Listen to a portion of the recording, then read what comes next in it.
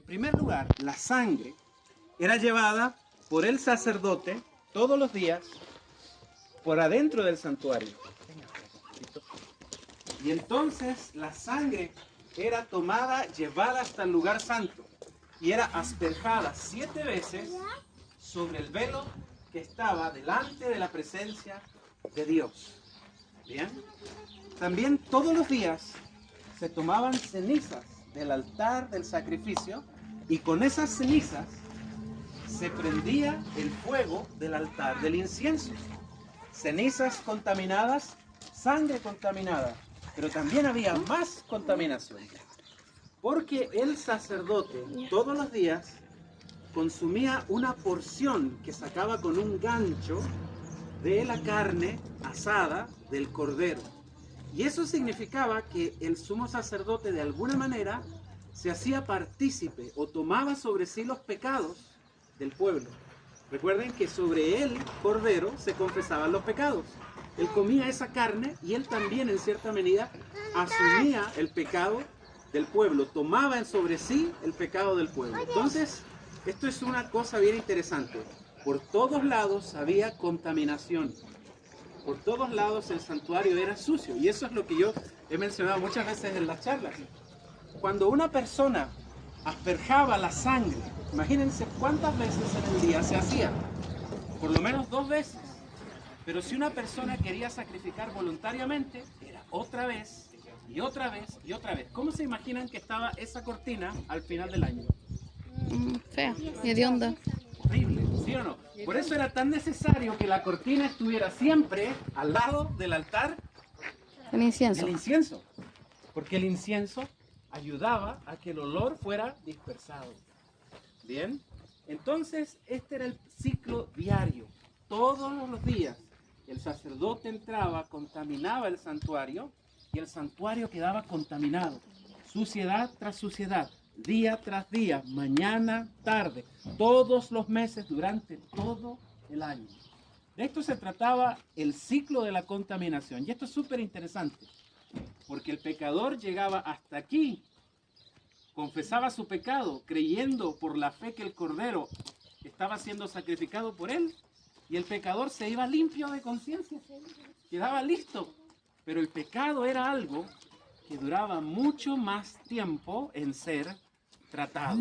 Bien, todo lo que ustedes ven aquí implica un simbolismo especial, ¿sí? Tenemos el camino, la verdad y la vida. El atrio exterior o el patio, el lugar santo y el lugar santísimo. Bien, aquí tenemos la presencia misma de Dios. Como veían, este es un altar, este es un lugar que estaba cubierto. Miren qué interesante, se colocaba la piel más fea, esta era la piel de tejón del desierto, y esto se colocaba encima de lo que estaba allá adentro. Por 2 razones claves, porque lo que estaba adentro era todo cubierto en oro, ¿sí? Estas tablillas eran tablillas de madera de acacia cubiertas en oro.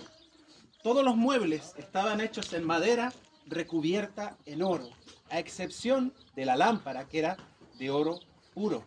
Bien, ahora miren, todo era cubierto por una piel de un animal que realmente uno diría, qué cosa tan fea, ¿verdad? Para que los pueblos vecinos no se vieran tentados a robar lo que había ahí adentro.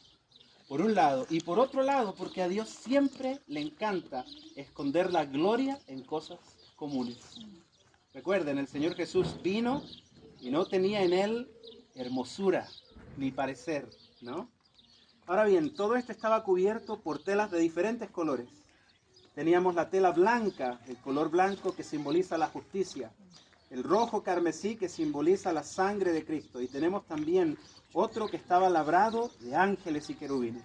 Ahora miren, quiero brevemente que me acompañen para acá. En este sector de acá les voy a mostrar otras cosas interesantes.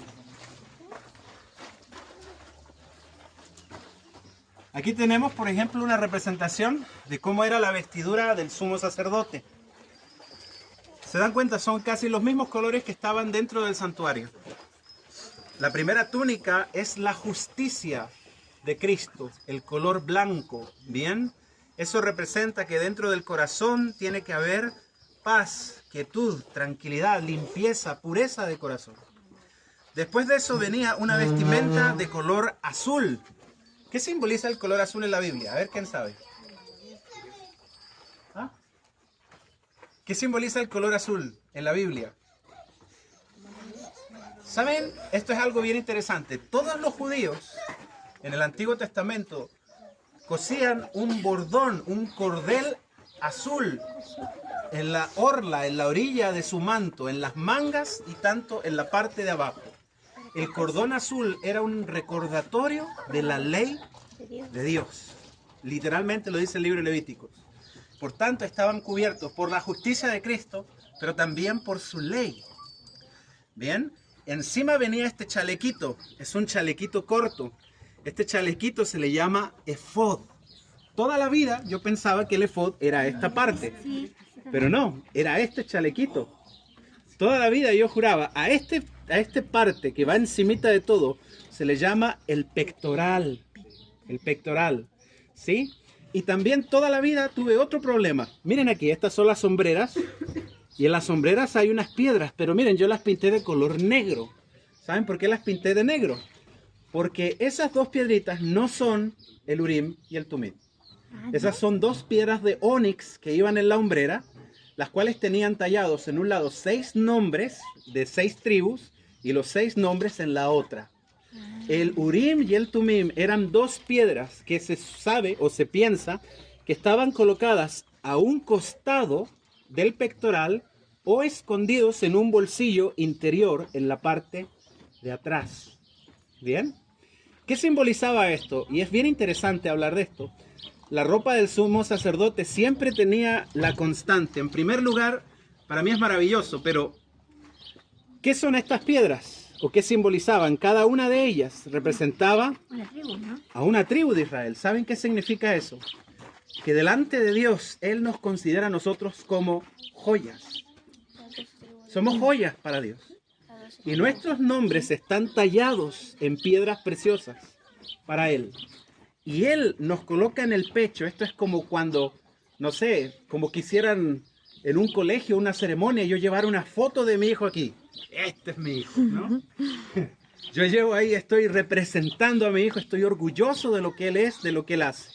Ahora miren, dentro de la indumentaria existía un cinto que era de oro. Aquí en este caso lo hicimos de bronce y de cobre, pero el cinto decía santidad a Jehová.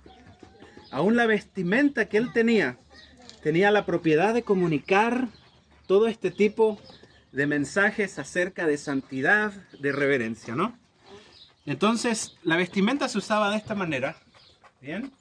Y aquí tenemos, ¿verdad?, este modelo que nos conseguimos, donde se puede mostrar cómo era que era llevada esta indumentaria. Ahora, muy bien, quiero que volvamos otra vez. Bueno, aquí antes de eso, déjenme mostrarles. ¿Dónde está la hermana Aide? La hermana Aide nos donó un cacho. Tenemos un cacho justamente para rememorar de que en el santuario se tocaban comúnmente la trompeta para convocar. ¿Bien? ¿Por qué es importante la trompeta? Es especialmente importante en una fiesta. ¿Han oído hablar del día de la expiación? Yo creo que en el sermón lo escucharon, ¿verdad? Pues fíjense que el día de la expiación era una fiesta que comenzaba 10 días antes. 10 días antes de que comenzara la fiesta, se comenzaba a tocar el shofar y las trompetas de plata. El shofar comúnmente está hecho de dos tipos. Hay unos que son así retorcidos, que son modernos. Esto no es algo antiguo. Esta es la cornamenta o la representación de la cornamenta del kudú, una especie de antílope que solamente se da en Yemen. Y también está el cuerno del carnero, ¿no? Que este sí es el que aparece en la Biblia. La única función que tenían estas trompetas era llamar la atención de la gente. ¿Escucharon a las 12 la alarma del bomberos? La misma función tenía. Era simplemente que sonara fuerte para poder convocar a la asamblea y que la asamblea llegara al lugar donde se les estaba llamando para poder participar del culto de Dios. Ahora miren, durante 10 días la gente se preparaba y se preparaba para poder llegar limpios al momento en que el Señor perdonara los pecados. Y eso es justamente lo que vamos a ver, porque aquí, véanme por aquí, acompáñenme por acá. Decíamos de que durante todo el año, 360 días, estaba la gente pecando, así como nosotros pecábamos y como pecamos, ¿no? Y pedían perdón delante de Dios, asumiendo que el Cordero los limpiaba de todo pecado. Ellos quedaban limpios de conciencia, pero la sangre todavía estaba asperjada en la cortina del santuario. Todavía las cenizas son las que prendían y encendían el fuego del altar del incienso. Y también todos los días el sumo sacerdote y los sacerdotes asumían el pecado del pueblo por medio de lo que ellos habían consumido, la carne del cordero. Toda esa contaminación estaba aquí. ¿Iba a estar esa contaminación allí para siempre? No. No. Hasta 2300 tardes. Y luego el santuario será. El santuario tenía que ser finalmente purificado, limpiado, ¿sí? Tenía finalmente que hacerse la purificación, la limpieza total. Ese día solamente un hombre, el sumo sacerdote, podía entrar, pasar del lugar santo al lugar santísimo. Ese día era muy especial, ¿bien? Pero ahora acérquense un poquito, déjenme explicarle brevemente qué es lo que hay aquí. Muy bien, en este lugar es el lugar santo y en este lugar es donde se hacía y se realizaban servicios diarios. Todo lo que está relacionado con el pecado está aquí, ¿bien? Y también con la vida y la devoción diaria. Porque primeramente todos los días se hacía el sacrificio del Cordero. Eso significa que todos los días nosotros debemos confesar nuestros pecados y estar en paz con Dios. No importa si es sábado, no importa si es domingo, si es lunes, cualquier día, no importa. Delante de Dios tenemos estas cositas. Primero que nada, tenemos una lámpara, ¿sí? Una lámpara de 7 brazos. Dice la Biblia que Jesús está en medio de los candeleros en el cielo. Hay más de uno, ¿sí? Y esto representa en cierta medida la iglesia también, aparece simbolizada en el Apocalipsis. Pero principalmente significa yo soy la luz del mundo. Es una representación de Jesús, ¿bien? Todos los días debemos entrar en comunión. Recuerden que esto es un sacrificio diario. Les voy a decir algo interesante. El fuego de estas lámparas se encendió una vez y duró encendido 400 años. 400 años. Nunca se apagó. Todas las mañanas el sacerdote tenía que entrar y mirar las despabiladeras que estaban arriba. Si algunas de ellas se encontraban apagadas, con el fuego de las otras, era deber de él encenderlas. Tenía que preocuparse que el aceite que alimentaba esas lámparas jamás faltara. ¿Bien? Todos los días, esto era el servicio diario. También había un segundo servicio, el altar del incienso. Aquí se nos apagó el incendio. El incienso. Y no me di ni cuenta. ¿Bien? Pero fíjense, esto es bien interesante. Todos los días el sacerdote tomaba carbones encendidos del altar del sacrificio y con ese fuego prendía el incienso. ¿Bien? Y entonces el humo comenzaba a subir y traspasaba la cortina del lugar santo al lugar santísimo. Y había un rito bien interesante, porque junto con traer las cenizas, también traían la sangre del cordero, y en el altar habían unos cuernos aquí en cada esquina, y se asperjaban allí también la sangre del cordero. Esto es un simbolismo muy sencillo. ¿Saben qué? Por un lado, el altar simboliza al cristiano orando, y el incienso y su humo simboliza la oración. Es súper importante que todos los días, así como el servicio era diario, nosotros también participemos en la oración. Pero hay algo especial. La oración era sublime para Dios y era agradable por causa de la sangre del cordero. Es súper interesante. Porque cuando nosotros oramos, ¿cómo terminamos la oración? En el nombre de Jesús. en los méritos de Jesús. Es lo mismo que estaba acá.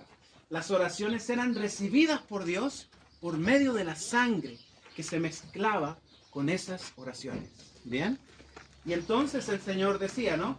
Yo soy el camino, la verdad y la vida. Ahora miren, hay una mesa aquí. En esta mesa habían algunos utensilios. Estos son algunos de los que se llevaron para Babilonia, ¿no? Y algunos de estos utensilios estaban llenos con un vino consagrado y especial para ciertas fiestas, el aceite de la unción, y juntamente con ellos habían 12 panes. El Señor Jesús dijo, yo soy el pan vivo que descendió del cielo. Yo soy el pan de vida. Es también una representación de Cristo mismo. Y hay algo interesante, porque si Cristo era el pan y habían 12 panes, para las 12 tribus significa que Cristo es suficiente para Francisco, para Gerald, es suficiente para el hermano Richard, para la hermana Anita. Él es suficiente para todos y cada uno de nosotros. Todos somos saciados por medio de Él. Ahora llega el día principal. Va a ser purificado el santuario. Entonces, esto que está aquí está cubierto de sangre. ¿Bien? Ya la belleza que tenía encima de ángeles bordados en oro ya no existe. Está todo cubierto de sangre apestosa que se ha ido acumulando durante todo un año. ¿Quién de ustedes ha ido a algún matadero alguna vez? ¿Cómo es el olor a sangre? El olor a sangre lo han percibido alguna vez, es fuerte. Es bien fuerte la sangre podrida. Ahora imagínense durante todo un año. Pues ese día el sumo sacerdote tomaba el incensario, sacaba brasas del incienso. Por cierto, el incienso que se utilizaba en aquel tiempo no era como las barritas de incienso que hoy día utilizamos. Era una mezcla de hierbas aromáticas que se acumulaban en piedras. La fórmula era secreta. Aparecen los ingredientes en la Biblia, pero no aparecen las medidas en que se mezclaba todo esto. Uno de esos especialmente era conocido como la mirra. Bueno, a mí me huelen todos iguales, pero según esto es mirra, ¿no? O tiene aroma a mirra, ¿bien? Vamos a pedirle a algún asistente por ahí después que lo prenda. El asunto es que se prendía todo esto y se colocaba en esta urna el incensario. Y entonces el sumo sacerdote ese día avanzaba y entraba finalmente al último gran compartimiento. Vamos a, con mucho cuidado, vamos a colocar este trabajo que, por cierto, la hermana Sacín ha hecho durante meses, literales, no simbólicos. ¿Bien? Y entrábamos, por supuesto, al lugar santísimo. Es entonces que el sumo sacerdote, trayendo sangre de afuera, se acercaba al arca del Señor y entonces asperjaba esa sangre especial de un animal específico que no era un cordero. ¿Qué animal era? ¿Qué animal era? Un macho cabrío, un macho de las cabras, ¿no? Y entonces dentro del arca de Dios, en el propiciatorio, era asperjada la sangre. Y esto es súper interesante. Todo el año se contaminaba el santuario por medio de esta cortina con sangre. Y el último día todo era limpiado también por medio de la sangre. Ahora recuerden que venía el incensario. ¿Qué tenía el incensario? Incienso, ¿verdad? ¿Y qué simbolizaba el incienso? Wow, ese día era impresionante. Todo el mundo estaba fuera del lugar orando, arrodillados en oración. El único sonido que podía escucharse ese día era este sonido. Las campanillas del traje del sumo sacerdote. Cuando él ingresaba al lugar, entonces era todo bendito y entonces todo el mundo estaba nervioso. Incluso le amarraban una pierna al sacerdote porque ellos decían, si se muere el sacerdote, ¿cómo hacemos para sacarlo? Porque detrás de este velo nadie más que él podía entrar. ¿Qué había acá adentro? ¿Saben ustedes? Sí. Es bien interesante. La Biblia dice que dentro del arca existían algunos elementos. La copia de las tablas de la ley de Dios estaban dentro de ella. El arca simboliza lo que Dios es y por tanto lo que está dentro simboliza su carácter. Por tanto, era su ley lo que estaba allí. Simboliza la ley de amor que representa lo que Dios es. ¿Bien? También había una urna muy cuidada que contenía adentro una porción de maná. Bien, no era necesariamente un pan, podría haber sido también guardado como ese polvillo en forma de hojuelas que era recogido de encima y que era consumido después en formas de tortilla. Eso también estaba dentro. ¿Qué significa esto? Simplemente Dios provee. Dios provee. ¿Ustedes creen que Dios provee? Amén. ¿Les ha provisto alguna vez en situaciones difíciles? Siempre. Dios provee. Y ese es un concepto. Yo te alimento. Yo estoy contigo. Y miren qué es esto que nos trajo por ahí la hermana Suni. ¿Saben qué es esto? En un momento hubo una gran duda sobre el liderazgo en Israel.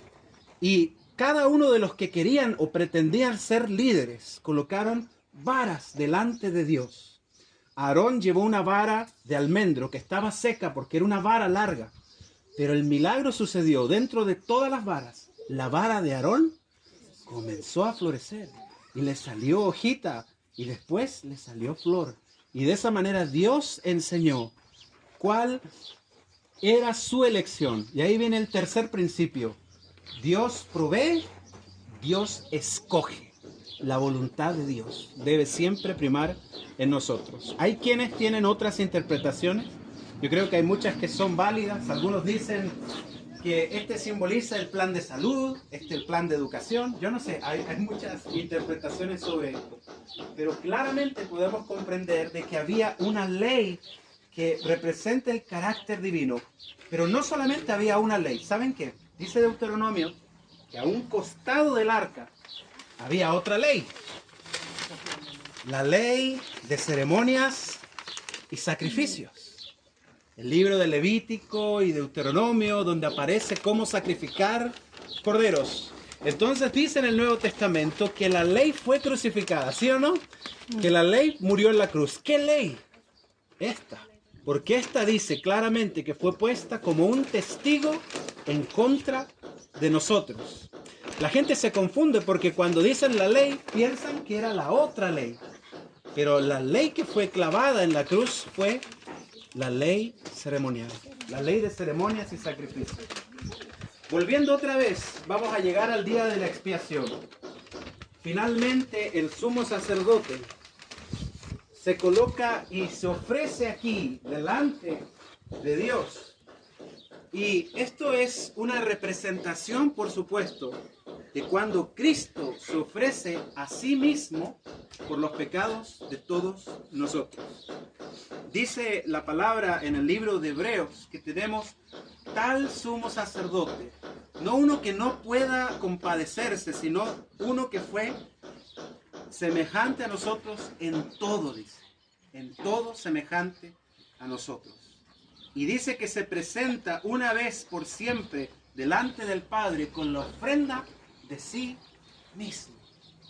Se presenta delante de Dios y dice, estos que están aquí son tus hijos, y yo muero por amor a ellos, por purificarlos a ellos, por limpiarlos a ellos, para que ellos tengan vida eterna, para que ellos tengan una vida completa de felicidad, para que ellos no tengan que morir. Yo muero. Levanta sus manos al cielo y con los orificios que tiene en sus manos, él dice, Padre, mi sangre, mi sangre, mi sangre. Con eso, finalmente, el pecado ha acabado. Y ya no existe más pecado. Y ya no existen más pecadores. Todo el universo está completamente seguro y en paz. No hay una sola nota de desarmonía.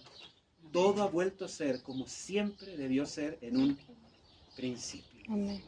¿Amén? Muy bien. Entonces, ese día, para curiosidad de muchos, la cortina era reemplazada.